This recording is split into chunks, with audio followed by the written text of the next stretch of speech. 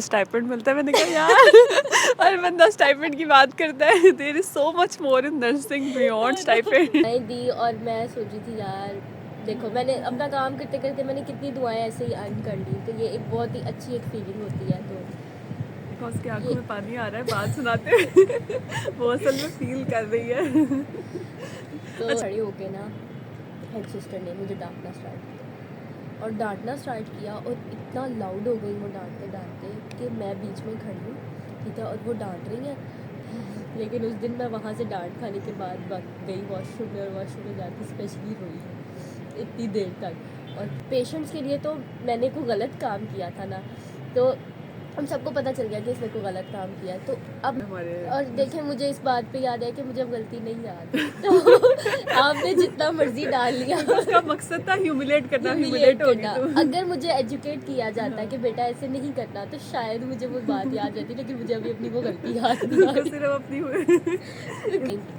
तो मैं उससे ये जाके कहूँगी प्लीज़ सोचना बंद करो और जाके लो एडमिशन के आगे तुम्हारे लिए एक बहुत अच्छी लाइफ वेट कर। अब जो है जो अब मेरिट चल रहा है वो 1050 से नीचे कोई भी नहीं जा।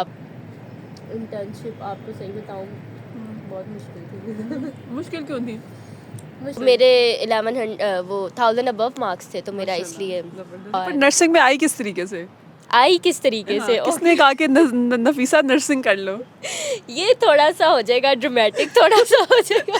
काउंसलिंग के लिए कभी उनसे मैंने इसका नाम नहीं सुना था। ये कौन से कॉलेज है जहाँ पे करियर काउंसलिंग वाले लोग आ रहे हैं? पता नहीं कौन से अमीरों वाले स्कूलों में पढ़ेंगे। नहीं, अमीरों वाला स्कूल नहीं है, 100% कॉलेज। हेलो एंड अस्सलाम वालेकुम। आज मेरे साथ हमारे गेस्ट है नफीसा रहमान। नफीसा रहमान, कैसी हैं आप? अल्हम्दुलिल्लाह मैं बिल्कुल ठीक। ठीक है, नफीसा के बारे में थोड़ा सा मैं बता देती हूँ। नफीसा अभी रीसेंट नर्सिंग ग्रेजुएट हैं। इन्होंने भी BS नर्सिंग की है लाहौर से ही, और इन्होंने बहुत ज़्यादा सोशल वर्क NGO में काम किया है। मैं कोशिश करूँगी यहाँ पे इमेजेस लगा दूँ जितने भी इन्होंने प्रोजेक्ट्स किए हैं लास्ट 3-4 ईयर्स में। इसके अलावा इनका यूट्यूब चैनल भी है, वो भी लिंक में डालूँगी, आप लोग वो भी जाके एक्सप्लोर कर सकते हैं। सो हम इनसे थोड़ा सा पूछते हैं इनका नर्सिंग की जर्नी कैसी रही, इनका एक्सपीरियंस कैसा रहा, इनकी इंटर्नशिप कैसी रही, और ये क्या रिकमेंड करती हैं, क्या एडवाइस करती हैं न्यू आने वाले नर्सिंग के स्टूडेंट्स को और न्यू ग्रेजुएट्स को। तो हेलो एंड अस्सलाम वालेकुम। वालेकुम अस्सलाम। कैसी हैं? मैं बिल्कुल ठीक अल्हम्दुलिल्लाह। ठीक है, थोड़ा सा अपने बारे में इंट्रोडक्शन देंगी, बताएंगी? बिल्कुल, this is Nafisa Rahman and I am a fresh graduate from Allama Iqbal medical college. और अभी जो है मैंने अपनी nursing journey as an RN start की है, एंड आई एम ओवरवेल्म्ड, और thank you for inviting me. तो अभी मुझे शायद 1 मंथ हुआ है एज एन RN काम करते हुए, एंड मैं कैसे इसको डिस्क्राइब कर सकती हूँ, लाइक जो भी मेरे ड्रीम्स थे, या मैं ये कह सकती हूँ I am living my dreams, और अब रियलिटी हो गई है। और अब जब मैं एज एन RN या अपने नाम के साथ RN लिखती हूँ तो it feels like just wow, like ये तो सच है, जब बंदा स्टूडेंट लाइफ में ख्वार होता है, फिर इंटर्नशिप में ख्वार होता है, फिर फाइनली जब एक दफ़ा वो स्टाफ नर्स का मिलता है ना, तो एक दिली सुकून मिलता है। मतलब अब अभी तक मेरी लाइफ में था, मतलब मैं स्टूडेंट नर्स हूँ। जब भी अभी जैसे मैंने आपको इंट्रोडक्शन करवाया तो I was like student nurse, तो अब जब मैं अब RN कहती हूँ तो आई फील वेरी ठंड पै जाती है। प्राउड मोमेंट होता है अपने लिए कि अब एक मैं रजिस्टर्ड नर्स हूँ। और मेरी जर्नी मेरी बहुत अच्छी, मेरा स्कूल जो कॉलेज का एक्सपीरियंस है वो फैंटास्टिक। और नर्सिंग में आई किस तरीके से? किसने कहा कि नफीसा नर्सिंग कर लो? ये थोड़ा सा हो जाएगा ड्रामेटिक, थोड़ा सा हो जाएगा। सबकी स्टोरीज ऐसे ही हैं, लगता है कि मूवी चल रही है। तो ये वाकई ड्रामेटिक है, क्योंकि मेरा उस टाइम पे मुझे कुछ समझ नहीं आ रही थी, मैं बहुत ज़्यादा कंफ्यूज थी। लाइक ऑप्शंस थे काफ़ी सारे, DPT कोई कह रहा था DPT कर लो, कोई कह रहा था MLT कर लो, कोई कह रहा था ये कर लो, वो काफ़ी ज़्यादा हमारे पास प्री मेड के बाद आपको पता है आपके पास अलॉट ऑफ जो है ना ऑप्शंस होते हैं। तो मुझे ना मैं कन्फ्यूजन में थी जिस टाइम पे मुझे वो कॉल आई, और वही ड्रामेटिक सीन हो जाएगा। मेरे एक फैमिली फ्रेंड्स हैं, बहुत एजड हैं, लाइक उनकी बहुत रिस्पेक्ट है फैमिली में, ही इज़ 80+ ना। तो मुझे उनकी कॉल आई कि बेटा क्या डिसाइड किया ना आपने, तो मैंने ऐसे ही मासूम सा बन के उनको बताया कि मुझसे तो कुछ डिसाइड नहीं हो रहा ना, तो मैं क्या करूँ।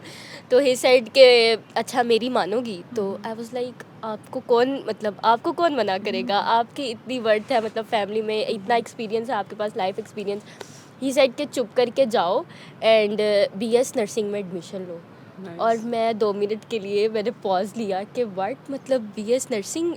आपके ज़हन में नर्सिंग का तब क्या इमेज था? मेरे जहन में ये भी नहीं था कि नर्सिंग का बीएस भी होता है। लाइक मुझे यही था, ज़ीरो नॉलेज। Zero knowledge. मुझे ये था कि शायद ये लोग हॉस्पिटल में प्रैक्टिस करते हैं और फिर उसके बाद वहीं पे एलोकेट हो जाते हैं। तो मैंने कहा बीएस नर्सिंग में, और उन्होंने कहा ठीक है। उन्होंने मतलब मुझे मनाया कि आप जाओ और इसकी इन्फॉर्मेशन कलेक्ट करो ना और जाके अप्लाई करो। तो मैंने उनका फ़ोन बंद किया और उसके बाद मैंने इस पे सर्च किया तो मुझे पता चला it's a whole degree, it's a degree programme, not diploma भी नहीं। मेरे जहन में तो डिप्लोमा भी नहीं था, तो डिप्लोमा भी नहीं, इट्स अ डिग्री। और उसके बाद मैंने थोड़ी सी सर्चिंग की, उस पर पूरा दिन लगाया और उसके बाद मुझे पता चला कि ये गवर्नमेंट के जो इंस्टीट्यूट हैं इनमें ख़त्म होने की मतलब लास्ट डेट आ रही है, मतलब कल या परसों इस तरह से डेट थी। डेडलाइन के पास डेडलाइन के पास था जब मुझे वो कॉल रिसीव हुई, और आई जस्ट मैं इतनी वो हुई हुई थी फ्रस्ट्रेटेड कि मैंने जाके, मैंने कहा कुछ नहीं होता, मैं अप्लाई तो कर देती हूँ ना। तो मैंने अप्लाई कर दिया एंड मेरा जो है मेरिट लिस्ट में आई गेस सेकंड या थर्ड पे नेम था। ओह नाइस, माशाल्लाह। तो अच्छा, एट दैट टाइम क्या मेरिट था क्लोजिंग? आई गेस उस टाइम पे 5 साल पहले की ये बात है, तो 990 था।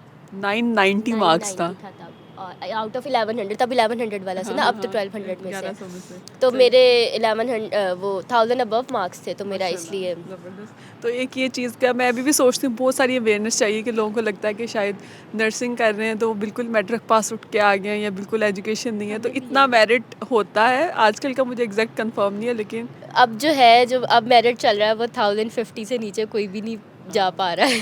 बहुत ज़्यादा लेवल आई होंगे।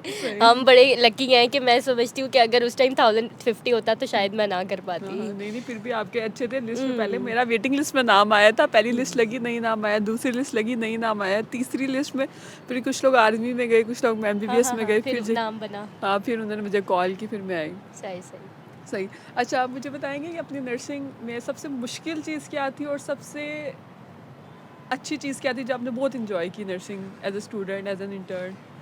एज अ स्टूडेंट मुझे ये लगता है कि नर्सिंग में जो सबसे मज़े की चीज़ थी ना, कि अभी लाइक हम एफएससी करके आए थे और फर्स्ट ईयर में ही हमारी क्लिनिकल रोटेशन आपको पता है स्टार्ट हो जाती है फर्स्ट प्रॉफ में ही। तो मेरे लिए सबसे ज़्यादा मज़े का, और वो कह लें कि थोड़ा सा था कि ये कितने मज़े की चीज़ है, थ्रिलिंग है कि मैं हॉस्पिटल में जाके डायरेक्ट पेशेंट के पास जा रही हूँ। ऑब्वियसली वो अंडर सुपरविजन होता था, लेकिन कोई भी जो डिग्री होती है वहाँ पहले आपको यूनिवर्सिटी में पढ़ाते हैं, फिर आपको कहीं लेके जाते हैं जहाँ आप प्रैक्टिकल करते हो। हमारा प्रैक्टिकल और हैंड्स ऑन फर्स्ट प्रॉफ से था, तो वो मुझे सबसे मज़े की चीज़ थी, वो मेरे लिए थ्रिलिंग था काफ़ी। अच्छा, तुमने स्टार्ट किया बोलना, मुझे लगा कहने लगी फर्स्ट ईयर से स्टाइपेंड मिलता है, मैंने कहा यार हर बंदा स्टाइपेंड की बात करता है, there is so much more in nursing beyond stipend. Stipend was एक एक्स्ट्रा चीज़ थी, बोनस था कि आप जो है लेकिन उसका एक नुकसान हुआ, आपको बताऊं, मेरी पॉकेट मनी बंद हो गई।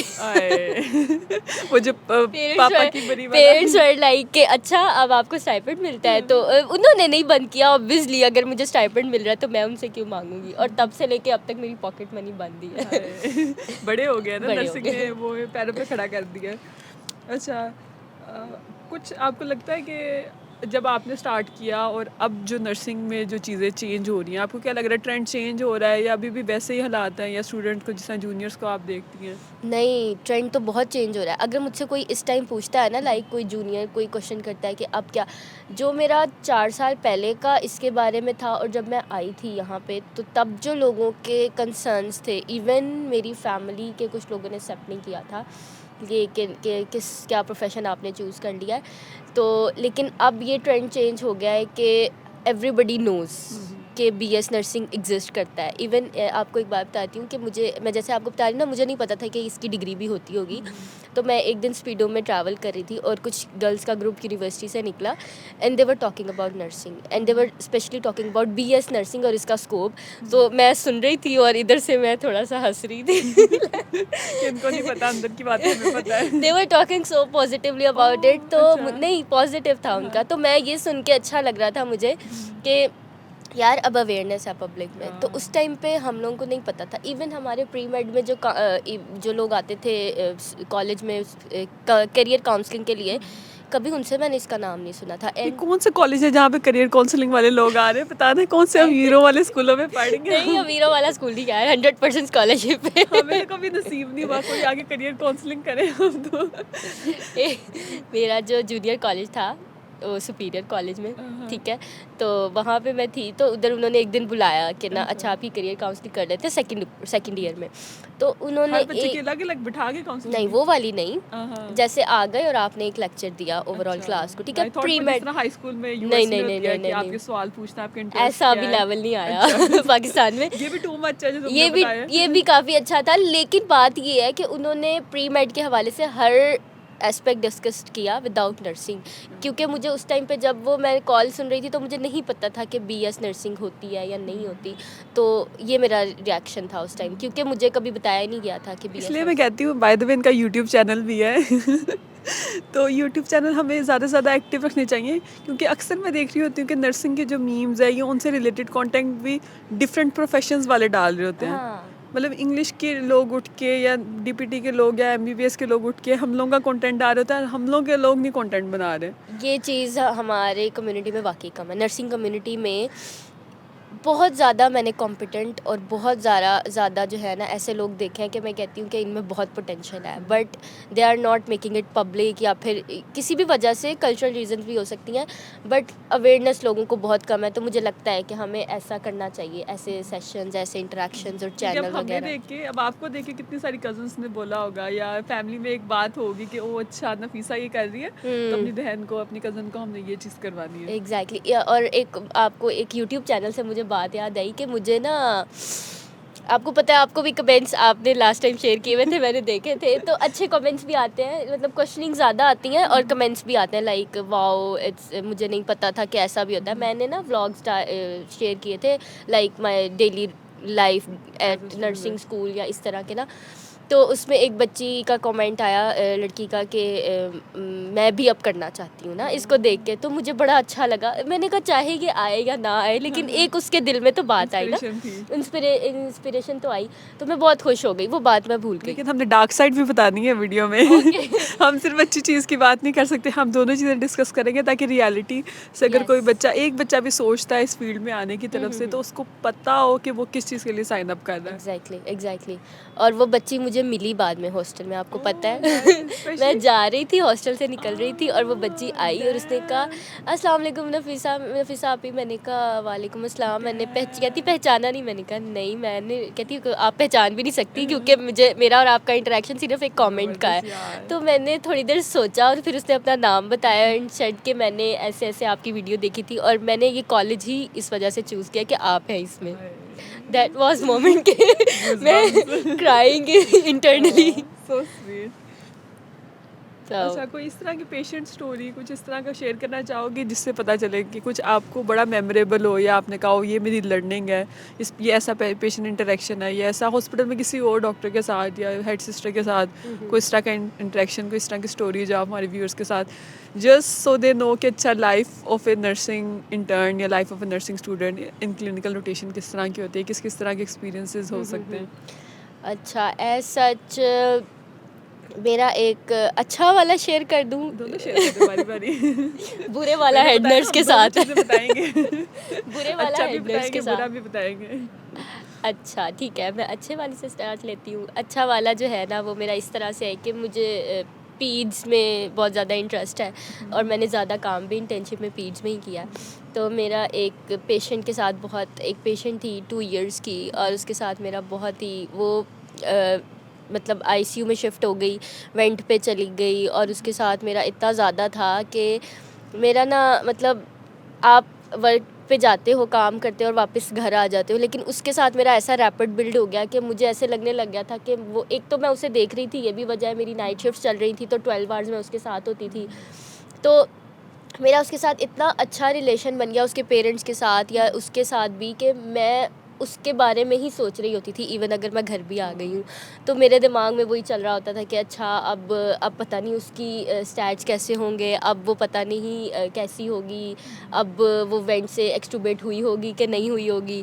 एंड नेक्स्ट डे जाते ही ना, लाइक मैं अगर वार्ड में गई हूँ, मैंने बैग रखा है तो वो एंड में था उसका बेड, तो मैं भाग के सबसे पहले ना उसके बेड पे जाके झांकती थी क्योंकि उसकी कंडीशन काफ़ी क्रिटिकल थी और ये हमारी अजम्पशंस थी कि वो अब ज़्यादा देर शायद ना बर्दाश्त करे। आपको पता है वेंटिलेटर पे इतने दिन बच्चा रहता है, तो मेरा वो 1 महीने तक हमारे पास रही और फिर उसके बाद माशाल्लाह डिस्चार्ज होके ओह गई। नाइस, तो इतने कॉम्पिटेंट नर्सिंग स्टाफ हो गए, इतने एम्पैथी वाले लोग इट हो गए। वाज बहुत अच्छा टीम वर्क उसके साथ चला, मतलब कि क्योंकि हम तो 12 आवर्स होते हैं, बाकियों ने भी इतना ज़्यादा उसको लेके हमने एफर्ट की कि हर डॉक्टर, मतलब उसका नाम पूरी टीम को ना याद हो गया था कि अच्छा वो कैसी है, वो कैसी है। वरना तो बच्चा आया इमरजेंसी में और चला गया ना, तो उसका नहीं पता चलता इतना। उसका नाम याद हो गया पूरी टीम को और सब उसके बारे में पूछते, उठते बैठते पूछ रहे हैं। तो वो एक मेरा एक बहुत अच्छी मेमोरी है कि उसको डील किया और उसके साथ हमने उसको डिस्चार्ज करके भेजा। सही, यानी ये मैं स्पेशली ऐड करना चाहूँगी, अक्सर मैंने देखी हैं रील्स, गायनी वार्ड की नर्स और फलानी नर्स, और वो चीख रही हैं, चिल्ला रही हैं, थप्पड़ मार रही हैं पेशेंट्स को, और वो इतनी बदतमीज़ी कर रही हैं। और मैं कहती हूँ यार ये मतलब इतना ज़्यादा इस तरह की मीम सर्कुलेट करते हैं कि हमें लगता है, आज भी यही लगता है कि इसी तरह की नर्सेज इसी आ तरह रही की हैं होती है। हॉस्पिटल में, बदतमीज़ी कर रही हैं और सारा कुछ।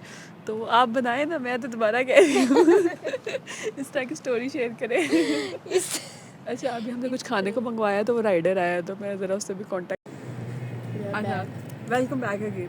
हम लोग डिस्कस कर रहे थे अच्छे और बुरे एक्सपीरियंसेस नफीसा के एज अ नर्सिंग, उसकी पूरी जर्नी में। अच्छा, उसने एक्सप्लेन कर दिया।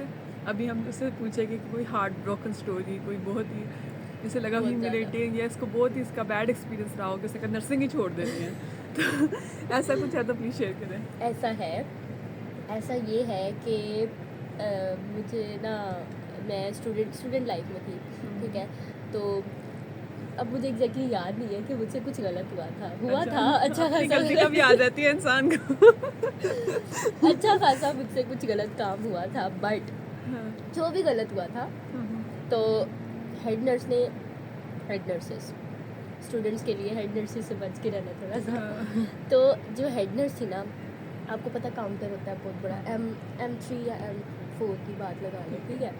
तो वो ना इतना बड़ा हमारा नर्सिंग काउंटर है और उधर ऐसे बेस बनी हुई है A B C, और सारे पेशेंट्स आपको ना काउंटर से ऐसे यूँ बेस नज़र आ रही थी और सारे अटेंडेंट्स आपको देख रहे होते हैं। तो काउंटर पे और ना इवन वहाँ पे आपको पता है सिर्फ नर्सिंग काउंटर पे नर्सेज नहीं होती, डॉक्टर्स भी खड़े होते हैं। फिर वो कोई गुजर रहा है, पूरा वार्ड 2 मिनट के लिए ना स्टॉप हो गया और वो देख के से रहे मुझे और मुझे डांट पड़ी।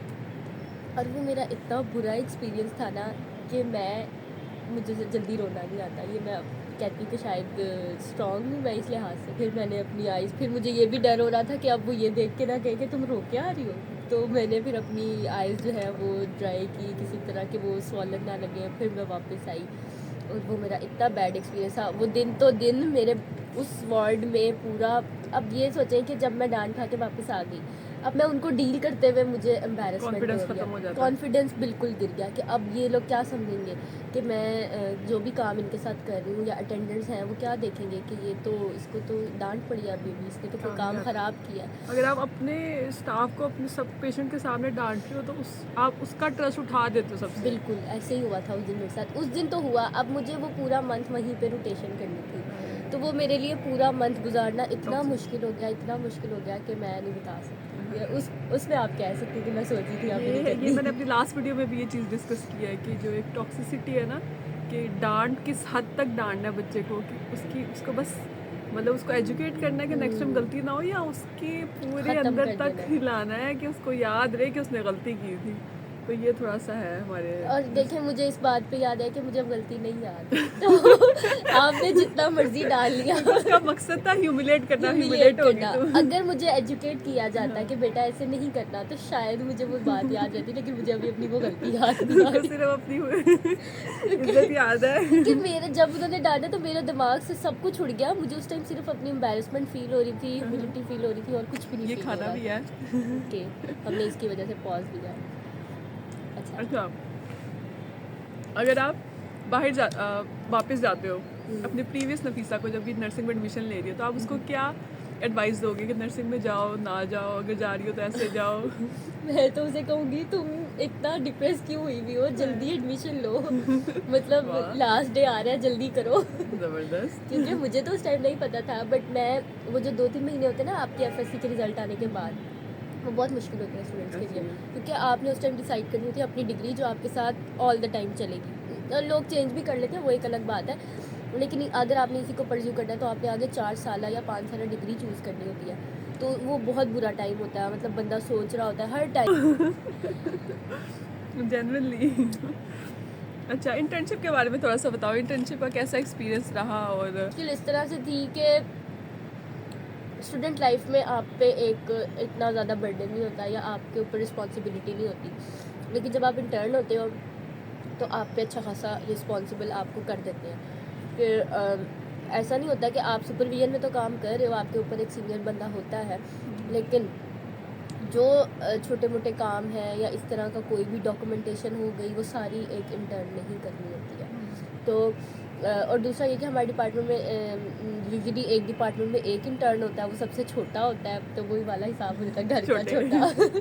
चाय ले आओ, रखाओ घर का क्लास में। छोटा जो होता है ना, हमारे साथ वो हिसाब होता है कि लाइक फॉर एग्जांपल अगर किसी की इन्फ्लुएंस चल रही है, इन्फ्लुएंस स्टॉप करने जाओ, दूसरे की इन्फ्लुएंस स्टॉप करके आओ। ये वाला काम फिजिकली भी ज़्यादा होता है, और फिर आपसे पूछा भी जाता है कि आपने ये काम क्यों नहीं किया। मतलब आप पे रिस्पॉन्सिबिलिटी, स्टूडेंट लाइफ में तो हम ऐसे चलते चलते ये काम कर देते थे छोटे मोटे, लेकिन हमसे कोई पूछगछ इस तरह नहीं होती, लेकिन इंटर्नशिप में होती है, तो ये मुश्किल थी। और दूसरी बात, 1 मंथ की रोटेशन आपकी, एवरी मंथ रोटेट हो रहे हैं, आप नए डिपार्टमेंट में जा रहे हैं, अब आपके लिए नए नए लोगों के साथ आपने इंटरेक्ट करना है, अब आपने बिल्कुल नया इन्वायरमेंट है, हर महीने चेंज हो रहा है, तो मुश्किल। ठीक है, यानी ये मुश्किल तो बैठा है। अच्छा, मुझे थोड़ा सा बताना नफीसा कि तुम्हें क्या लगता है कि क्या रीज़न है कि जो लड़कियां अभी भी नर्सिंग कर रही हैं, उनकी फैमिलीज़ कहीं ना कहीं छुपाती हैं इस बात को, इस चीज़ को कवर करती हैं कि ये नर्सिंग कर रही है? तो क्या, कौन सा काम है नर्सिंग का एग्जैक्टली पिन पॉइंट कर सकते हो कि इसकी वजह से नर्सिंग तुम्हें लगता है कि टैबू है, ये लोग नहीं बताते, छुपाते हैं, ये लोग अच्छा नहीं समझते, अभी भी कुछ ना कुछ है कहीं ना कहीं इस तरह से? तो मैं तो खुद ये चीज़ ढूंढती हूँ कि अगर फॉर एग्जांपल डॉक्टर भी पेशेंट इंटरेक्शन कर रहा है, डिप्टी वाला भी कर रहा है, नर्सिंग स्टाफ भी कर रही है, तो इसमें नर्सिंग स्टाफ क्यों को वो लोग डिमोनाइज कर रहे हैं या उस चीज़ को अच्छा नहीं समझ रहे as compare to different fields? तो तुम्हारे इसमें क्या ओपिनियन है? मेरा ये ख्याल है कि गवर्नमेंट सेटअप इसकी एक बहुत बड़ी वजह है। गवर्नमेंट सेटअप इसलिए कि वहाँ पे पेशेंट टू नर्स रेशो बहुत, sorry, nurse to patient ratio जो है, नर्स कम है, पेशेंट बहुत ज़्यादा है, जिसकी वजह से मैंने उनमें बहुत ज़्यादा फ्रस्ट्रेशन, और वो बहुत ज़्यादा रूड होती है, ये चीज़ देखी है। और ये आपको एक बार बताऊँ कि अगर आप पे किसी भी नॉर्मल बंदे पे इतना काम पड़े तो वो हो जाता है, ऐसे ठीक है। मैंने ये चीज़ भी ऑब्जर्व किया है कि आप कहेंगे गवर्नमेंट में तो फिर डॉक्टर्स भी कम होते हैं, लेकिन नहीं, अगर एक डिपार्टमेंट में 2 डॉक्टर हैं तो वहाँ पे 1 नर्स है।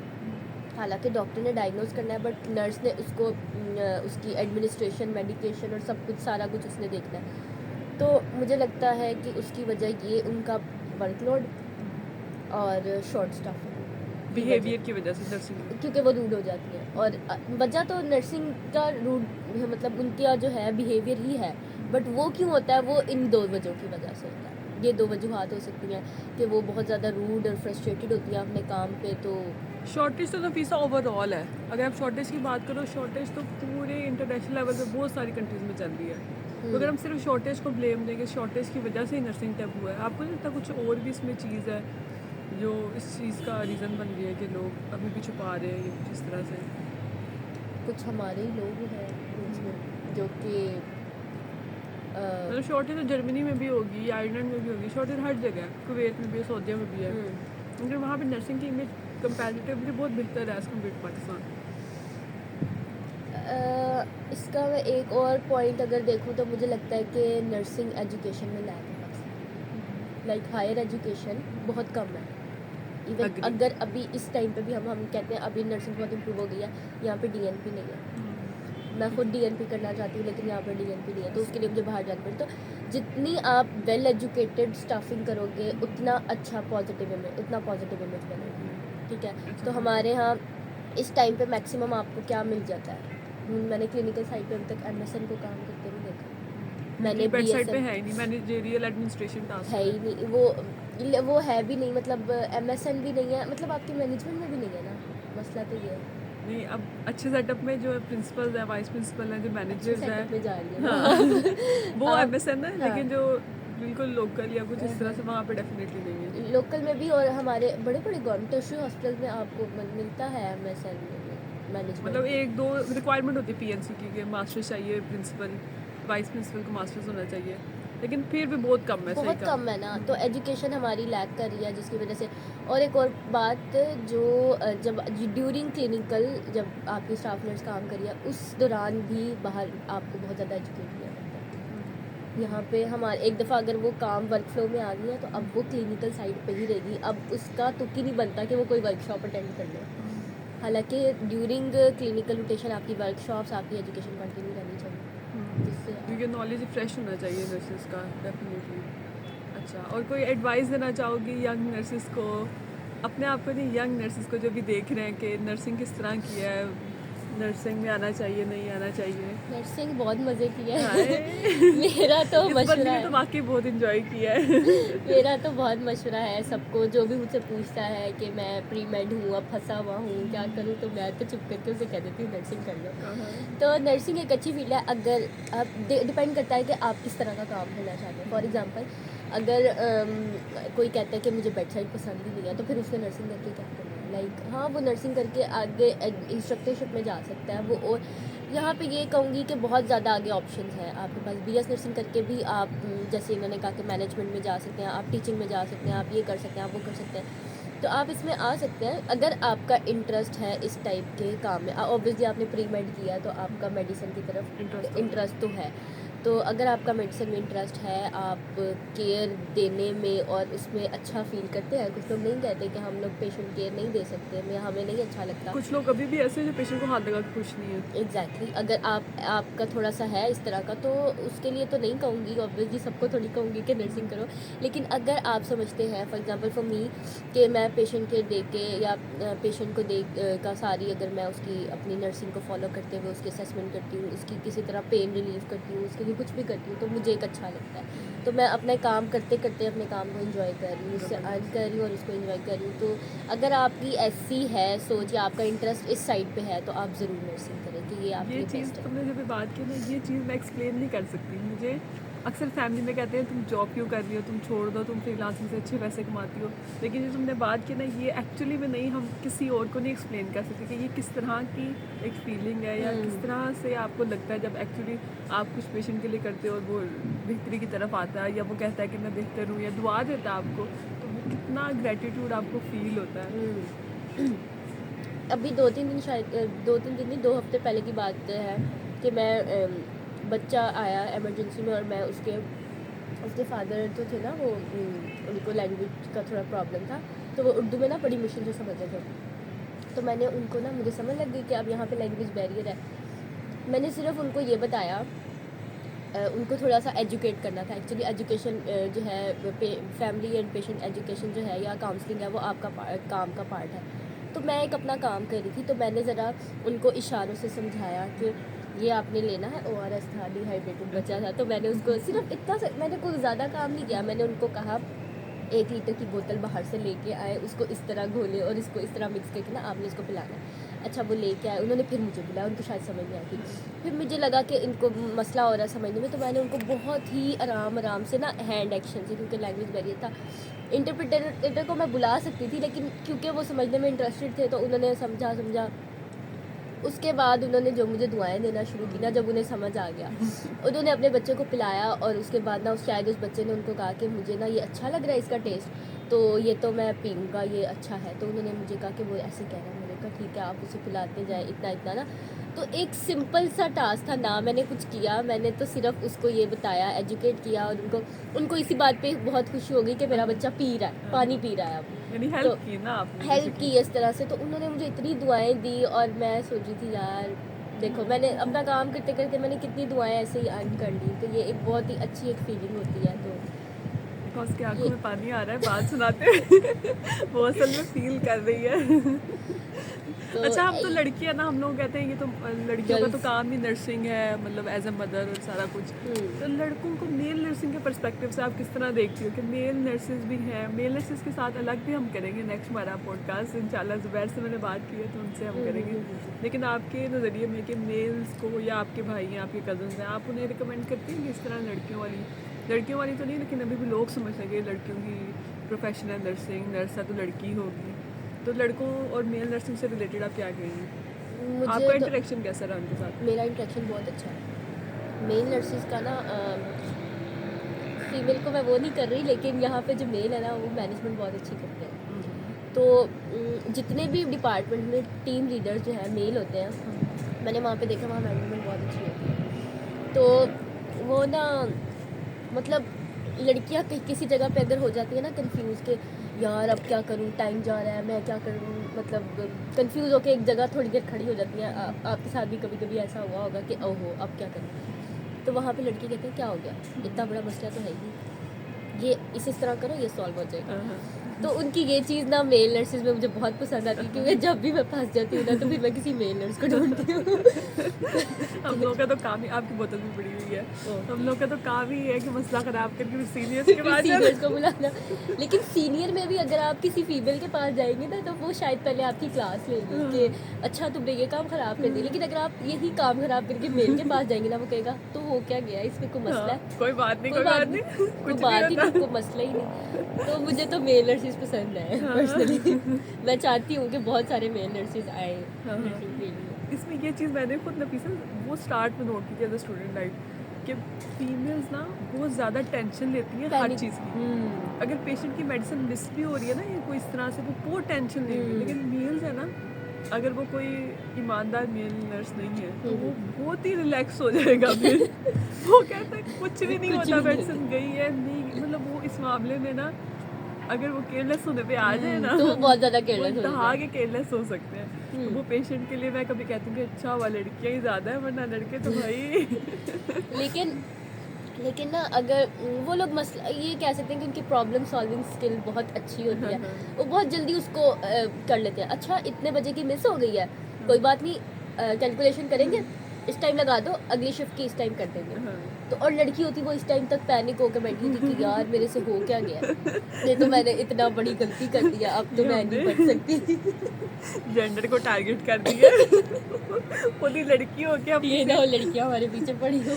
हम किसी और को बात नहीं करने देते लड़कियों में, और हमने खुद बैठ के बात कर दी है। नहीं लड़कियां पैनिक तो हो जाती है, ये बात तो सही है। केयरिंग भी बहुत होती है, असल में उनकी केयर ही जाग रही होती है ना, जिसकी वजह से वो पैनिक हो जाती है कि भाई अब ये तो मैंने गलत काम कर दिया, अब क्या होगा। होती वो बहुत केयरिंग है, जिसकी वजह से असल में पहले ये समझा जाता था कि नर्सिंग तो कर ही लड़कियां सकती हैं, क्योंकि केयर से रिलेटेड है तो लड़की ही कर सकती है। लेकिन ऐसा नहीं है, नर्सिंग में और बहुत कुछ है। तो अच्छा, इनका मैं थोड़ा सा एक्साइटेड हूँ, सभीसा के पास बाइक भी है। बाइक चला के आती है, बाइक चला के जाती है, पूरा वुमेन एम्पावरमेंट की चलती फिरती मिसाल है। तो उसके बारे में कुछ कहेंगे, जो कराटे क्लासेस भी आपने ज्वाइन की है, एनजीओ के लिए भी आप काम करती हैं, इतनी को करिकुलर एक्टिविटीज़ नर्सिंग के साथ, मतलब नॉर्मली नर्सिंग में शायद किसी को ना पता हो कि लड़कियाँ इतना एक्टिव भी हो रही हैं, एक्टिविटीज़ में पार्टिसिपेट कर रही हैं, सोशल वर्क कर रही हैं, यानी लिटरली चंदा इकट्ठा कर रही हैं, डिजर्विंग फैमिली तक पहुँचा रही हैं, राशन ड्राइव कर रही हैं, विंटर में कुछ ना कुछ कर रही हैं, ओल्ड एज होम जा रही हैं, बच्चों के लिए कुछ ना कुछ कर रही हैं, ब्लड डोनेशन में काम कर रही हैं। तो इतनी सारी एक्टिविटीज़ वो भी की, आपने नर्सिंग का भी काम किया, ड्यूटीज़ की, स्ट्रेस लिया, एग्ज़ाम्स दिए, फिर बाइक भी चलाई, कराटे भी किए, कितना कुछ किया आपने। मेरा ख्याल है कि प्रोफेशन आपका जो भी हो, आपको अपनी जो इंटरेस्ट है ना उनको नहीं मारना चाहिए। फॉर एग्ज़ाम्पल अब आप स्टडीज़ का स्ट्रेस तो है और मुश्किल भी है स्टडीज़, तो अब आपको जो अपने शौक़ है, फॉर एग्ज़ाम्पल मुझे बाइक राइडिंग का शौक़ है, तो वो मैंने साथ साथ जो है कंटिन्यू की।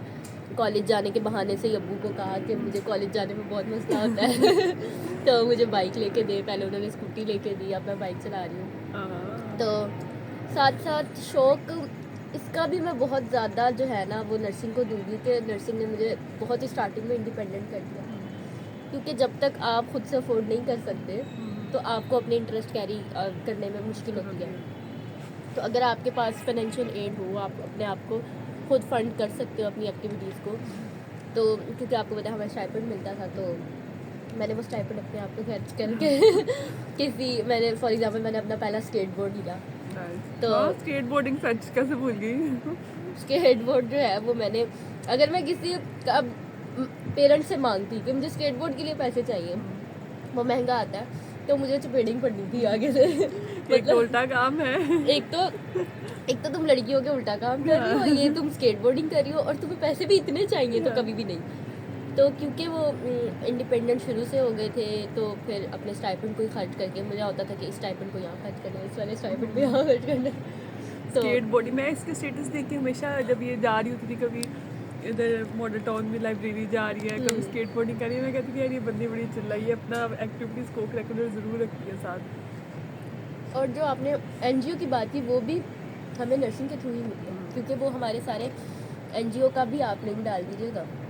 सिंक हमारे एनजीओ है जिसमें हम सारे मेडिकल स्टूडेंट्स ही काम करते हैं, मतलब मेडिकल में उसमें काफ़ी ज़्यादा विंग्स हैं, एमबीबीएस विंग है, नर्सिंग विंग है, डीवीएम विंग है। तो उसमें हर तरह के जो पूरे पाकिस्तान से जो है ना, मेरा ख्याल है कितने इंस्टीट्यूट 5000 प्लस स्टूडेंट्स हैं। इतने काफ़ी ज़्यादा हम लोग स्टूडेंट्स हैं। और फिर हम डिफरेंट कैंपेन चलाते हैं। लाहौर वाले स्टूडेंट लाहौर के लिए जो है वो डोनेशन इकट्ठी करते हैं, जो जहाँ प्रोजेक्ट हो। फिर हमारी एक एनुअल भी होता है जहाँ पे हम सारे शहरों से मिलके हम इकट्ठे होते हैं। तो वो एक्टिविटीज़ भी उसमें तो मेरे लिए ये होता है कि मैं जब भी अवेलेबिलिटी मेरी हो, मैं उधर एक्टिविटीज़ में जो है ना पार्ट। इवन सैलाब का जब हुआ था तब भी बहुत एक्टिव थे। फ्लड रिलीफ जो हमारी कैंपेन थी, फिर अक्टूबर में ब्रेस्ट अवेयरनेस थी। इस तरह की जितनी भी कैंपेन्स हैं वो तो मेरे लिए होता है ना, फर्स्ट प्रायोरिटी पे होती है कि इनको मैंने अटेंड करना ही करना है। मैं खुद सब जूनियर्स को, इवन मेरी कज़न है वो डीपीटी में है, तो मुझसे कह रही थी कि ना कॉन्फिडेंस इश्यूज़ है, मतलब कम्युनिकेशन के प्रॉब्लम है, इंटरेक्शन के। तो मैंने उससे कहा कि कोई भी आपके एरिया में इस तरह के एनजीओ है या कोई सोसाइटी आप ज़रूर ज्वाइन करें, उससे जो आपकी कम्युनिकेशन और सब चीज़ें इम्प्रूव होती हैं, वो किसी चीज़ से नहीं होती। तो वो एक बड़ा अच्छे आपकी रैपिड बिल्ड हो जाती है। आपको project management, project handling, communication, leadership, reasoning, ये सब मुझे चीज़ें। आपकी वो बात से याद आया, सोशल एंजाइटी मुझे मेरी सिंह ने क्लियर की थी इस तरह कि थी तो नहीं इस तरह लेवल की, लेकिन मैंने कभी किसी के डोर पे जाकर नॉक करके ये नहीं कहा कि आओ आपकी ब्रेस्ट एग्जामिन करें। होते कहाँ पे है? और ये मेरा फर्स्ट प्रॉफ में थी मैं, और मैं वॉलंटियर थी उस टाइम पे। अब तो मैं मेंबर हूँ उसकी, लेकिन तब एज अ वॉलंटियर मैंने ज्वाइन किया। और फर्स्ट कैंपेन थी, और इन्होंने कहा कि हमारी door to door breast cancer awareness campaign है, वो अक्टूबर का महीना था। और ना मैं कह रही हूँ, मतलब डोर टू डोर मतलब क्या, मतलब जाके हम एजुकेट करेंगे। और लिटरली हम गए हैं, हमने नॉक किया है, अंदर से कोई आया, फिर हमने कभी फीमेल को बुलाया, फीमेल आई है तो उसको हम कह रहे हैं कि हमने एजुकेट करना है, तो आपकी फैमिली में कोई है कि हम ब्रेस्ट एजुकेशन दे सकें या आपको दे सकें। और कुछ दरवाजे भी हम पे बंद हुए थे। और कुछ जो है ना, एक फैमिली मुझे याद है, उन्होंने अंदर बुलाया, उसने अपनी बेटियों को बुलाया और उसने पूरा एक माहौल बनाया कि ये लोग आपको पढ़ाने आए हैं या आपको अवेयरनेस देने आए हैं। तो ये वाली जो एक चीज़ है ना, वो मैं कहती हूँ कभी भी ख़त्म ना हो सकती अगर मैं एनजीओ ज्वाइन ना करती। तो मैं तो कभी भी ऐसा नहीं कर सकती थी। अब मुझे कोई कह they adore to door campaign कर, तो मैं तो कॉन्फिडेंटली जा सकती। नेक्स्ट प्रोजेक्ट आपसे लीड करवाएंगे। ठीक है, डोर टू डोर कैंपेन अब मैं कर सकती हूँ। तो ये करना नहीं, अब लीड करवाना है। ठीक है, अब लीड का टाइम आ लीडरशिप की तरफ आ गया। गया। बिल्कुल बिल्कुल। और मुझे याद है कि कुछ का था कि उनके एक्चुअली लम्प्स थे, तो हमने हॉस्पिटल में भी एक डे स्पेसिफिक किया था। वहाँ पे हमने सिंह के हमारे डॉक्टर थे, उनसे हमने राब्ते में रखा था कि जिनको हम रेफ़र कर रहे हैं उनको आपने काइंडली असेस करना है, उनका फर्दर केयर प्लान आपने सारा डिस्कस करना है, स्टार्ट करना है। और कुछ को हमने उस वक्त करवाया और वो बड़ा अच्छा एक्सपीरियंस था। इस तरह के बहुत सारे एक्सपीरियंसेस हैं, बहुत सारे हैं। अभी हमारा जो फ्लड वाला था, जहाँ हम फ्लड में तो हमने काम किया ही, लेकिन फ्लड के बाद हम लोग गए एक कसूर में, एक गांव में गए। हमने वो वाला एरिया टारगेट किया जहाँ पे बहुत ज़्यादा हमें कंप्लेन रिसीव हो रही थी। और जब हम वहाँ पर पहुँचे हैं तो उन वहाँ के जो होते हैं ना, जिसको कहते थे पंचायत के लोग जो होते हैं, उन्होंने हमारे लिए जगह रखी थी। और वो लोग ना हुक्के लेके बड़े बड़े अंकल बैठे हुए हैं, और मैं देख रही हूँ वाह ये हमारे लिए बैठे हुए हैं। सुबह 6 बजे और हम छोटे छोटे से अंदर से निकल रहे हैं बस के अंदर से। तो मैंने वो इतने एजेड लोग, और वो हमें वेलकम कर रहे हैं। फिर उन्होंने हमारे अपना जो कम्युनिटी सेंटर जो भी उन्होंने बनाया हुआ था जगह, वो हमारे लिए रेडी की हुई थी।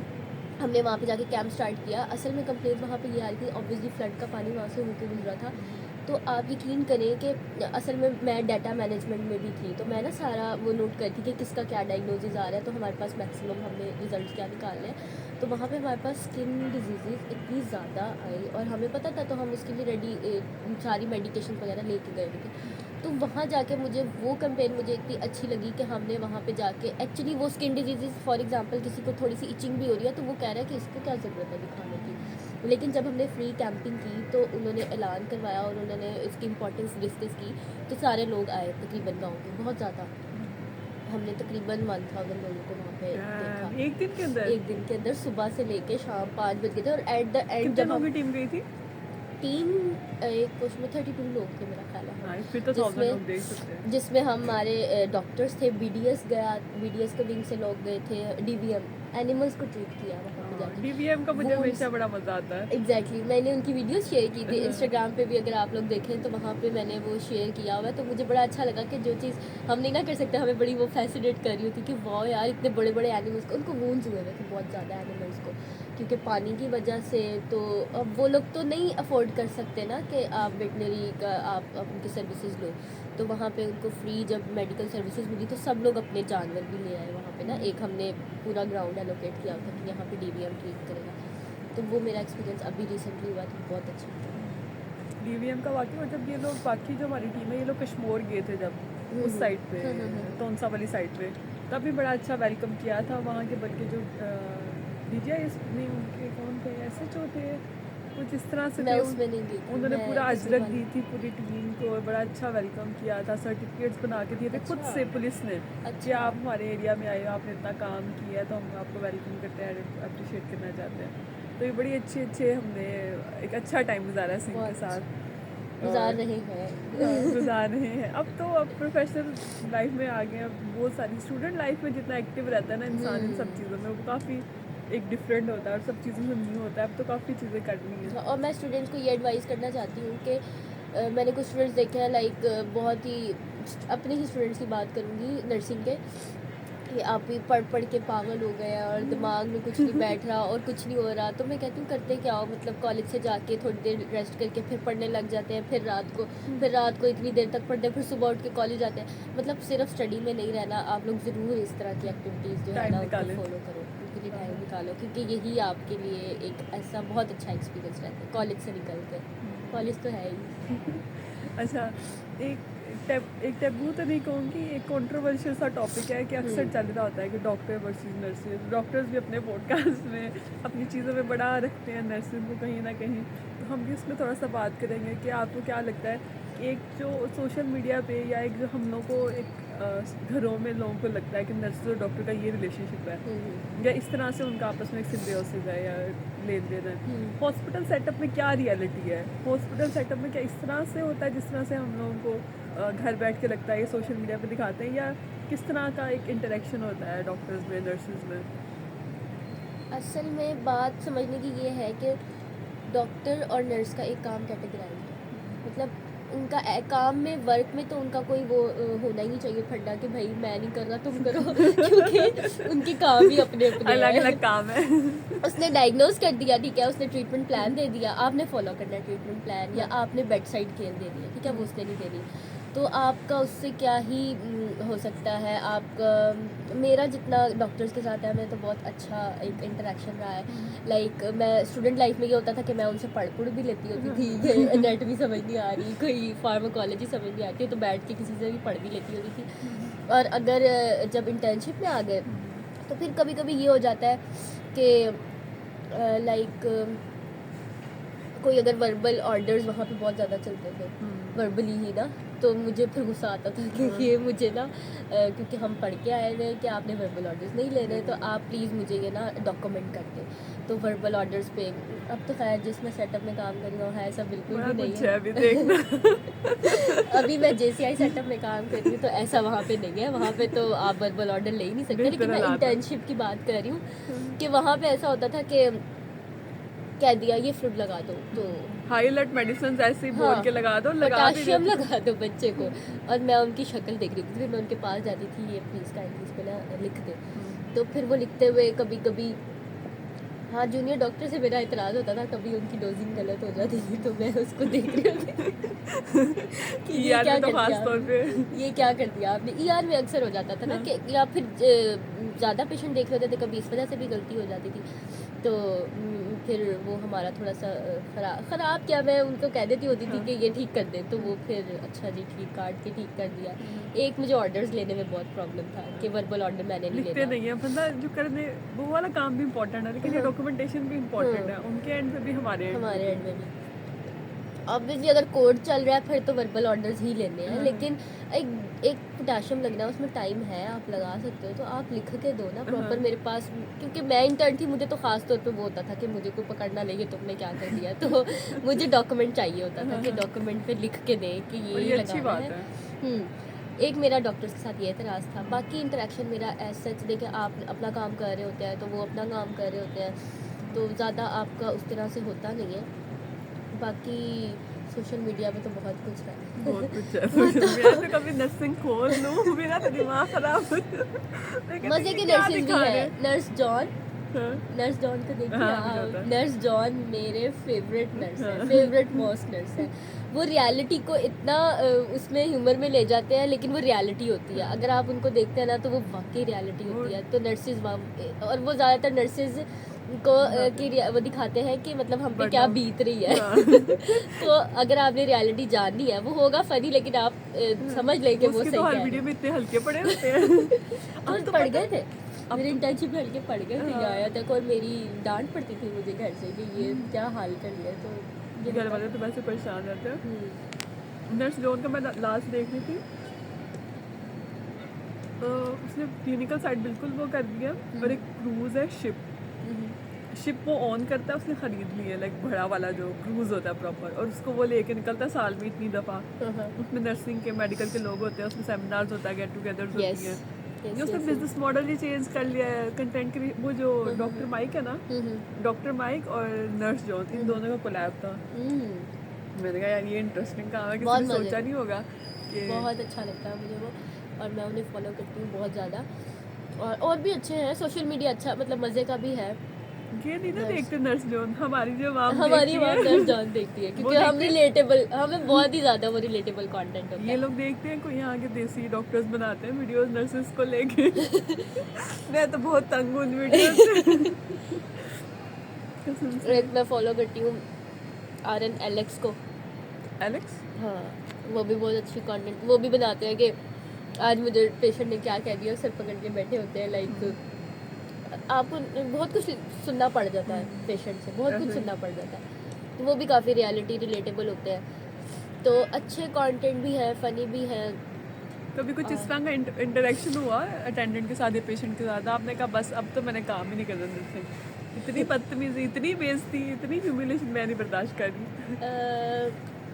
कभी अटेंडेंट ने नहीं, इस तरह नहीं कि मैं कहूँ बस मैं काम ही नहीं कर रही, लेकिन हाँ बदतमीज़ी कर जाते हैं अटेंडेंट्स, अक्सर कर देते हैं। तो आप अब ये आपकी स्किल्स है कि आपने उसको कैसे मैनेज करना है, हैंडल करना है।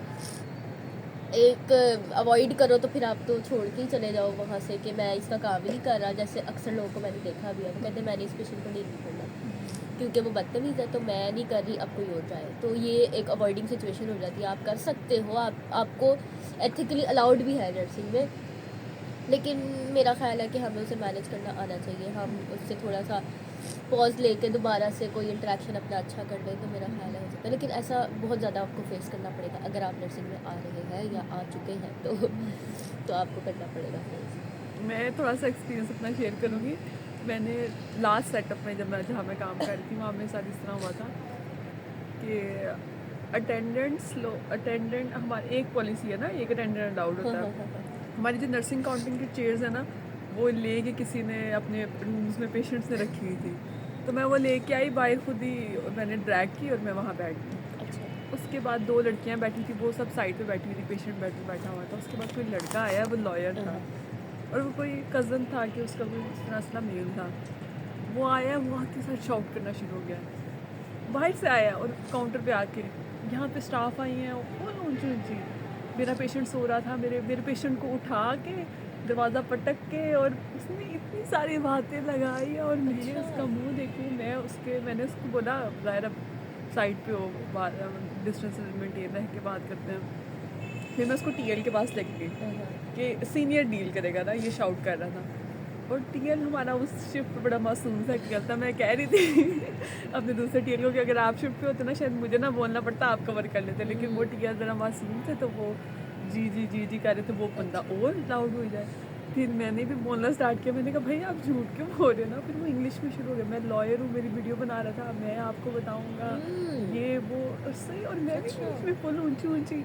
और फिर वो अजीब सा एक सिस्टम बन गया। मैंने कहा भाई, फिर मैंने लड़कियों को बुलाया, मैंने कहा इधर आओ, मैंने कौन सा कोई बैठा हुआ था, लाउड ही नहीं है अटेंडेंस, पहली बात। दूसरी बात, कोई बैठा ही नहीं था, आराम से मैंने शेड ड्रैग किया, इसमें इतना इशू बनाने वाली क्या बात है। तो वो पेशेंट, और वो मेरे पास असाइन था। अब वो उसका बेटा तो चला गया, लेकिन उसके बाद ना ऑकवर्ड हो गया। उसकी पेशेंट बहुत सिक थी, इतनी सिक थी कि हम पागल हुए हुए थे उस पेशेंट के पीछे।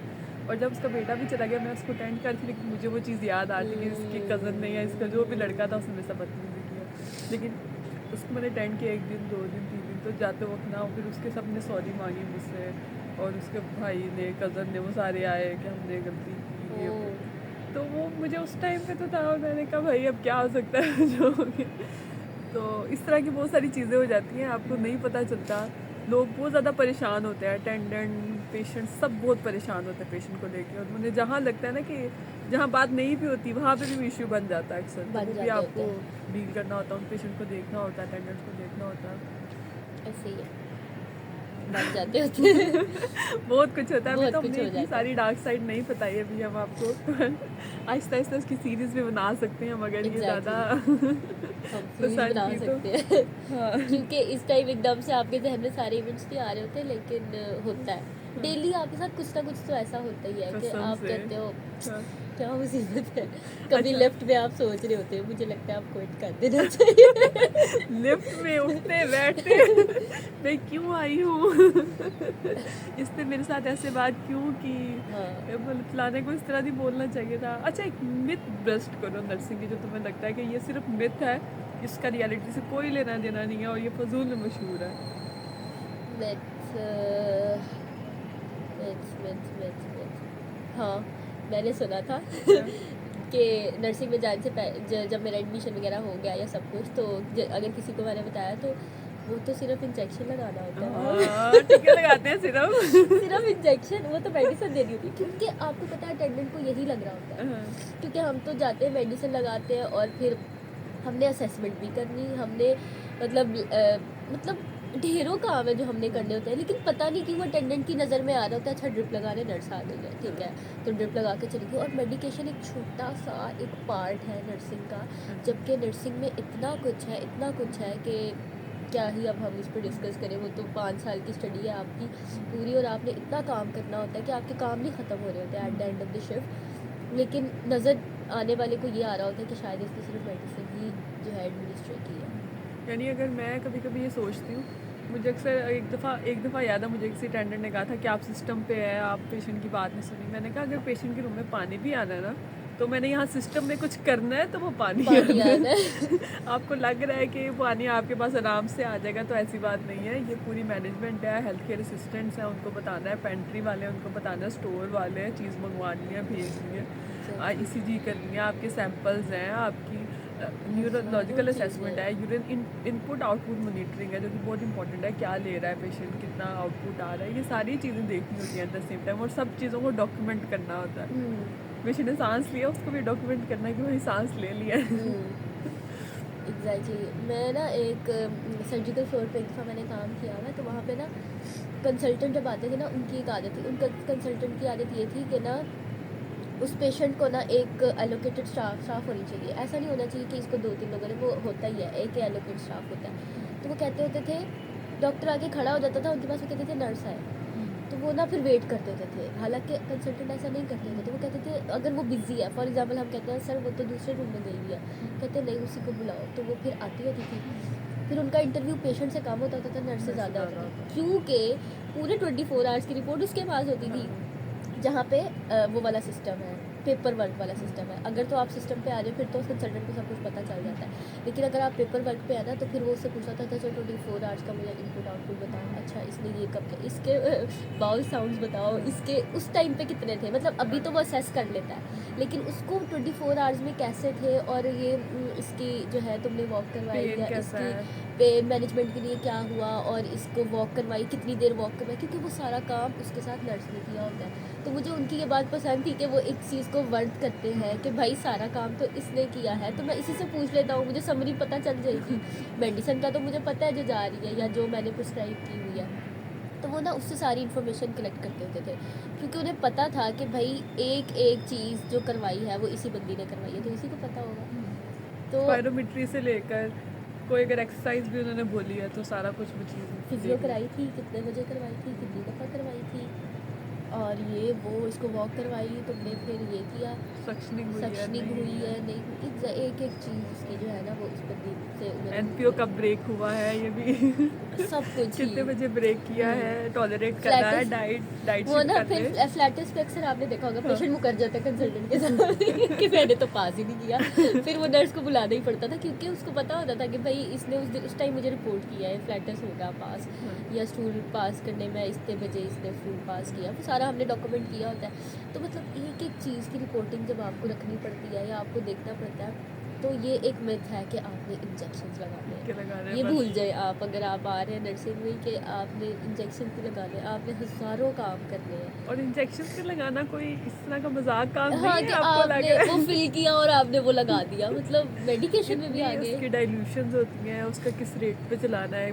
वेट कितना है पेशेंट का, कितने ml पर आवर पे जा रही है, क्या फॉर्मूला है, कितनी का एम्प्यूल आया, ये सारी पूरी साइंस देख के मेडिसिन टीका लगाना भी कोई इस तरह नहीं है कि आप लोगों ने इसको मजाक बनाया वो हुआ। तो इंजेक्शन फॉर्म में होगा ना, जो आपके आईसीयू में 10-10 इन्फ्यूजन पंप्स चल रहे होते हैं, उसको कौन मैनेज करता है? हाँ। वो सारे आपके कर रहे होते हैं, मतलब एक Monitors। 3 स्पोर्ट्स चल रही है, डिबूटामिन चल रही है, डोपामिन चल रही है, नॉरपेन, तो आपको हर एक चीज़ का हिसाब और आपका वो आईओपी वाला चार्ट एवरीथिंग, तो वो आपने देखनी होती है। तो ये बड़ा अच्छा मिथ इसने ब्रेक किया कि नर्सेज सिर्फ टीका नहीं लगाती, इंजेक्शन नहीं करती और बहुत सारे काम करती हैं। बहुत ज़्यादा। इसी के अब साथ एक मैं बेड सोर की केयर पे ही आ जाऊँ, तो वो कितनी एक एक्सटेंसिव काम है जो आपको, जो मैंने नर्सिंग में आके देखा कि अच्छा ये भी करना होता है, तो वो मेरे लिए एक बहुत ही वो था कि मैंने बहुत बुरे बुरे वूड्स देखे, तो उसकी केयर, उसकी ड्रेसिंग, उसकी एवरीथिंग जो है वो आपने करनी होती है, तो वो एक टास्क नहीं है, वो उसमें बहुत चीज़ें हैं करने में। इवन मुझे अम्मी बताती हैं कि मेरे जो नाना बू थे उनका इस तरह बेड सोर बन गया था जब वो हॉस्पिटल में एडमिट थे, तो एट दैट टाइम मुझे नहीं पता था कि ज़ख्म क्यों बन गया, क्या नहीं था, क्या डिजीज चल रही थी, क्या प्रोग्नोसिस था। अब मुझे समझ आती कि अच्छा अगर वो गवर्नमेंट सेटअप था, वहाँ के स्टाफ ने नहीं एजुकेट किया या नहीं हेल्प की, असिस्ट किया कि पोजिशनिंग करे, पेशेंट हर 2 घंटे में राइट हो जाए, लेफ्ट हो जाए, लेटरल हो जाए, तो ये सब चीज़ें नर्सिंग रिस्पॉन्स अगर वो ना काम करें फिर उसके जो आउटकम्स होते हैं उससे पता चलता है, उससे लेकिन पता नज़र आ रही चलता होती हैं वो शायद हमें चीज़ें उतनी ना लगे। एग्जैक्टली। और कुछ और कुछ खाना बहुत ठंडा हो गया, मैं तो कहती अब हूँ हम खाना खाते हैं। खाना खाते बाकी हम नेक्स्ट पॉडकास्ट में हाँ, डिस्कस सीरीज करते 2 इसका पार्ट 2 डालेंगे, सही है। हैं। ज़रूर। कुछ एंड पे कहना चाहोगी? एंड पे thank you for inviting me. Thank you so much for coming यार, मैंने इसको बोला कल परसों, इसने कहा हाँ as soon as possible, Thursday को करते हैं, फ्राइडे को करते हैं। अभी मैं एग्जाम दे के आ रही इनका हूँ, ये एग्जाम भी भी बता यार, दें। मैंने कहा आपने तैयारी करनी, कहती नहीं मैं आ जाऊंगी, मैंने कहा सही है आ जाओ। एक और में था, आप अगर किसी अच्छे सेंटर में जा रहे हैं तो आपको पढ़ना पड़ेगा टिल दैट।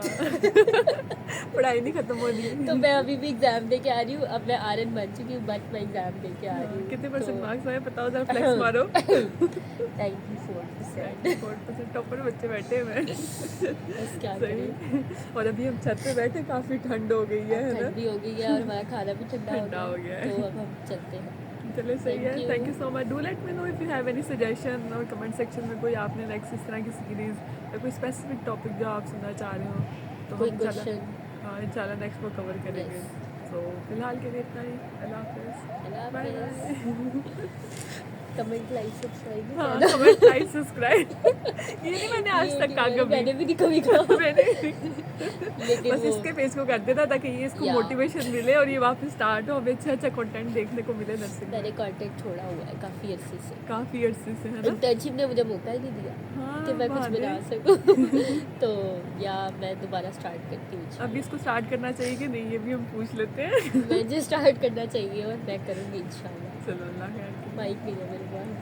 माइक नहीं। बहाने। मुझे पता है, बहाने नहीं डालने बस। ओके। और कल आप कल आप